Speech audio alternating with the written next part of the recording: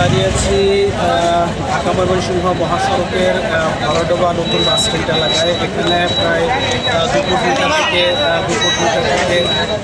মহাসড়কের দুই পাশে রাস্তা বন্ধ করে রেখেছে মুতাজিল ইসলাম মিলের শ্রমিকরা। এখানে আমরা শ্রমিকদের সাথে কথা বলছি, তারা আমাদেরকে জানিয়েছেন যে এই চলতি মাসের তাদের বেতন দেওয়ার কথা ছিল 10 তারিখ, কিন্তু 10 তারিখ শুক্রবার থাকার কারণে এই বেতনটা কোম্পানি বলছে, মিল কর্তৃপক্ষ বলছে যে বেতনটা দিচ্ছে তারা 12 তারিখ, কিন্তু এই মিলের শ্রমিকরা সেটি মানতে তারা মানছেন না। তারা বলছেন যে মিল কর্তৃপক্ষ তো অবশ্যই জানে যে শুক্রবার সরকারি বন্ধ থাকবে, ওদিন ব্যাংক বন্ধ থাকবে, তাহলে তারা কেন আমাদেরকে 12 তারিখ বলবে। তারা আমাদেরকে বলতো যে তারা আজকে 9 তারিখ আমাদের বেতন দিয়ে দিলেই এই ঝামেলার সৃষ্টি হতো। তাদের দাবি হচ্ছে যে আজকে 9 তারিখ, তারা জানে যে 10 তারিখ শুক্রবার, তাহলে কেন তারা এটা 12 তারিখ বলবে। তারা আজকে যদি এই বেতন আমাদের দিয়ে দিত তাহলে এই সমস্যা হতো না।